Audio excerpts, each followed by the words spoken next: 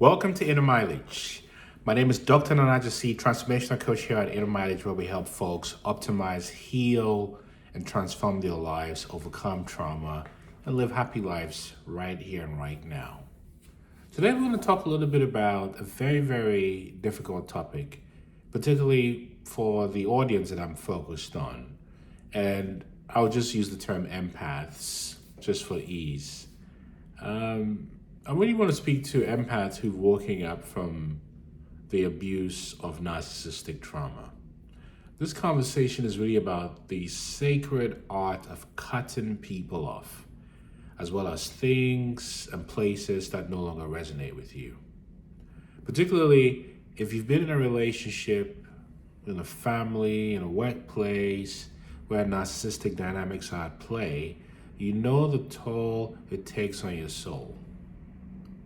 But awakening from a trauma is only the beginning. It requires not just healing, but also the courage to make powerful, sometimes painful decisions to cut what no longer serves you.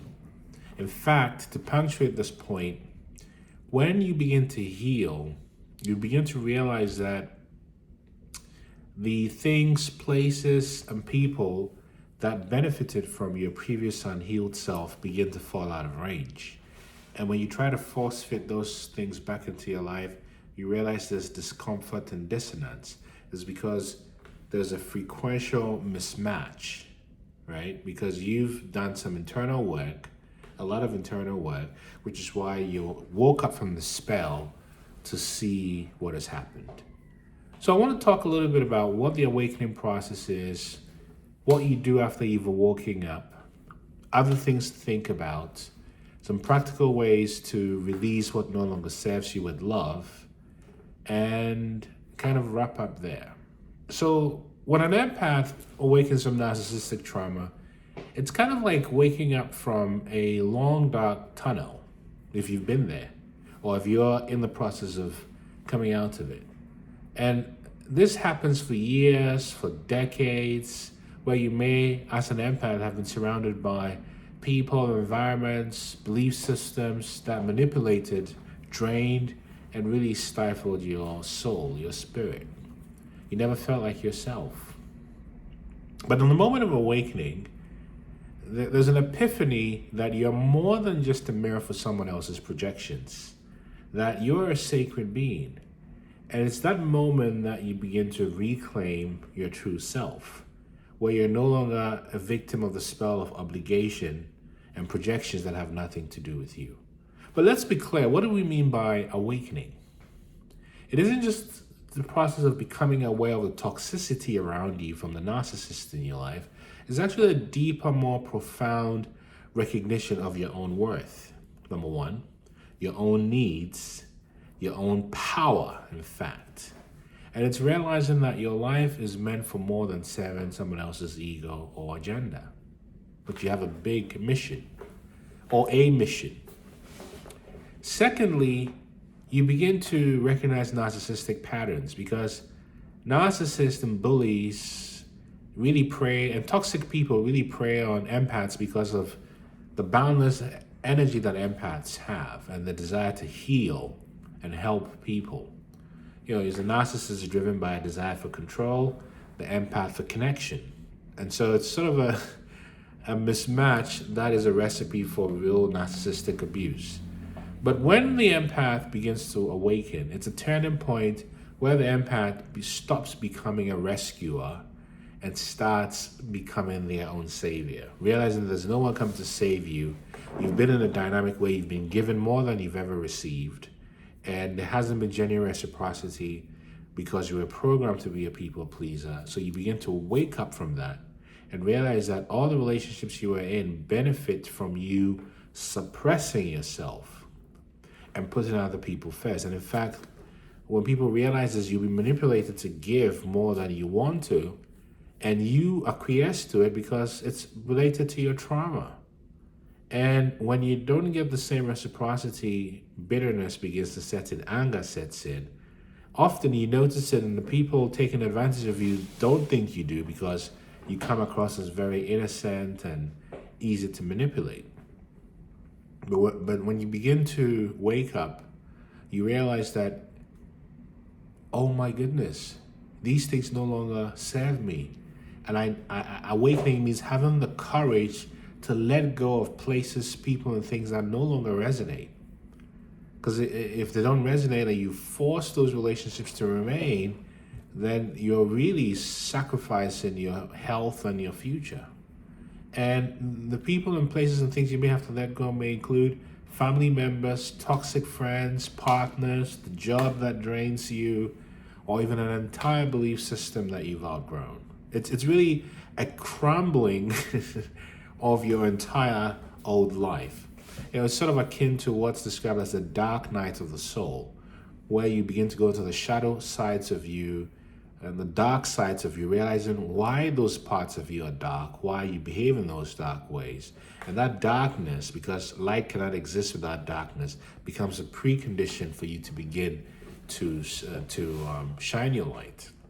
So when you wake up, you realize that the only way to heal from the trauma is, one, to cut people off, or to go no contact, particularly narcissists. So if you can't go no contact, then you use what's often described as the yellow rock approach, which is pleasant enough, but there are boundaries, really strict boundaries. Or gray rock, where it's just the very minimum contact, the very bare minimum, with very, very strict boundaries. And these boundaries communicate, I choose me. It is acknowledging that you are worthy of relationships that are reciprocal, that are nurturing, and also growth-oriented. You see? Also, cutting off cutting off people is one dimension, but there also arises the need to cut off places and things. And these can be places that trigger painful memories, habits that keep you in a cycle of self-sabotage. And when you release these habits and places, it elevates you and frees you to go into another level. And once you've done this, you realize that there are fewer people around you than there were before. And you begin to realize that cutting people off leads to a period of great solitude, which can feel in many ways incredibly lonely, but also incredibly necessary, because there's no way for you to fully heal when you are connected to the people that hurt you or the places that trigger you. So you find that healing happens in this vacuum. And for many people, it may feel violence to be kind of ejected from your old life into the space of the unknown. But it's really just a necessary step on the hero or heroine's journey. And embracing this solitude is where you begin to really get in touch with yourself, begin to recalibrate, and it's where you begin to hear your true inner voice, your intuition, your higher self, untainted by any noise of narcissistic conditioning, kind of conditioning that told you that you were less than.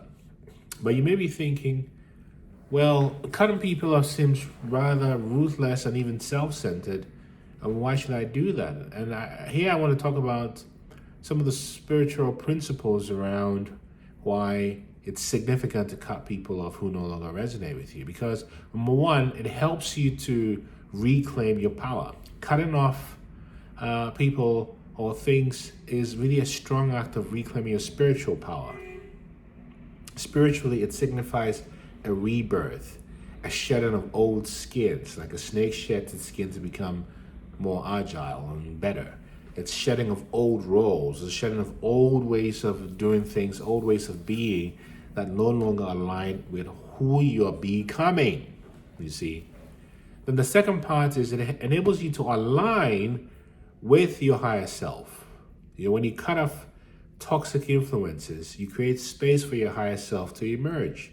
Because now you don't have these toxic influences telling you you're this small, when you're really a spiritual being having a human experience.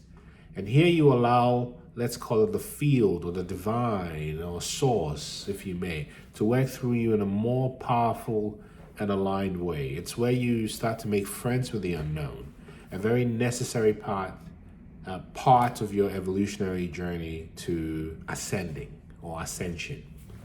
And then cutting people off is related to non-attachment or detachment, which is very necessary the more you begin to disconnect from the third dimensional reality and connect more to the fifth dimensional reality. You realize that the law of detachment specifically teaches that We must let go of what isn't meant for us so we can receive what is. And when you cut off what no longer serves you, you signal to the universe that you are ready for something better. That something higher, something more in alignment with your purpose is welcome to come in. See? So you may be asking, okay, this all sounds wonderful, but how do I actually cut people off? Well, I want to give you some practical steps here to take if you're feeling the pull to cut off certain people, places, or habits in your life. Number one, identify the toxic influences in your life. Awareness of who these toxic people are is very important. And this awareness may be very, very jarring for you because it may include people you were close with or thought you had a close relationship with, people you thought you had a loving relationship with. And having this clarity is very necessary to enable you to identify all the things and people that drain you emotionally, spiritually, and energetically. Then the second is to understand your intentions, because cutting people off doesn't mean you hate them or you despise them. It just means that there is no longer alignment. Therefore, you're releasing with love what no longer serves you, because you want peace and freedom. And if the energy that they're bringing is chaos and abuse, then you should have the courage to choose yourself so you no longer are entangled with that. And be clear with your intentions, because everything starts from intention before thought, you see. Then it's important to also communicate your boundaries very firmly, yet compassionately. Because cutting people off doesn't mean that people are bad people. It just means what they offer is not valid for you at this point. It's no longer healthy for you. Now, when you do all these things, be prepared for pushback, compensating pushback, like a smear campaign designed to taint or destroy your reputation. The narcissists will blame you for the things that they've done. They will accuse you of the things they've done and say you did them. It's a really incredible gaslighting thing. And it's important to keep your peace and hold your peace and not get caught in a cycle of trying to explain your story or seek revenge. Then you have to accept what happens after you've made these separations. And here, if you feel really alone, I would recommend that you find a coach like myself who's been through it and also has the training, or a licensed or certified mental health professional or therapist that is skilled and able to guide you through this process. And you might find more help in doing so than you may from friends, because not everybody goes through or understands narcissistic abuse, or not everybody is empathic and targeted in the way that a specific empath is. Now, when you've done all these things, you've done the hard work of cutting people off, you're beginning to have some new beginnings in your life, there's some uncertainty, but this is where it's possible for you to begin new, healthier relationships that are to your benefit, mutual benefit, for your highest good and the highest good of those come into your life, where there's reciprocity, genuine reciprocity, where you don't have to remind people to be good. People just are. And there's mutuality in the relationship. And you find relationships where new opportunities that align with your purpose and where you feel a deep, unshakable peace like you've never felt before becomes possible. You align these relationships, you manifest them because you have become that. You start to experience new freedoms that you've never experienced before, because these new relationships don't create unnecessary obligation, because the people you've met are on the same frequency as you. And with this, you become more empowered in understanding your journey as an empowered empath, understanding that the experience of abuse and generational trauma was painful, yes, unfortunate, of course, yet necessary in the alchemy of waking you up from asleep to empowered and awakened, let's say. So I have to say that this part of the journey is not for the faint of the heart, because letting go of things and places that you're used to is not easy. And a lot of people may not be comfortable standing alone. Because after all, us humans are, as the saying goes, social beings. In fact, it's proven that in the blue zones where people live the longest, they're happy because they have healthy social relationships. So, of course, that's the upside. The upside is you don't want to just have relationships for the sake of having relationships, because it's not healthy for your mental health, your spiritual health, and so forth. And you really can continue a cycle of abuse. That when you work on yourself, you become resonant to the goodness that you've nurtured in yourself. Remember, you attracted the narcissist because you were still in trauma. You didn't attract the narcissist because you're a narcissist.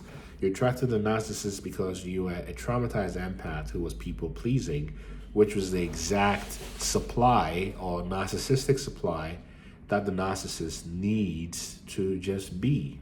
And you know the narcissist is a narcissist because they were deeply broken as children because they were overindulged, overpampered, or neglected. So both create a false sense of being where they need to manipulate or perform to get empathy, admiration, validation, something that you naturally are able to create and give to yourself. In fact, most empaths do not require or need or desire validation from anyone because most empaths are self-validated. Even unhealed empaths are self-validated. So here I want to say to my fellow empaths out there who are navigating this journey of awakening, remember, cutting people off it's not actually about resentment, it's about love. Deep unconditional love for yourself. You deserve to be surrounded by people, places, and experiences that honor your growth and uplift your spirit and resonate with your higher self. Thank you for being here with me today. If this message resonates with you, please like, share, and subscribe to Inner Mileage. Let's continue this journey of healing and discovery together. Remember, your path is sacred, your energy is precious. Choose wisely, cut off boldly, and grow beautifully. There's no one like you.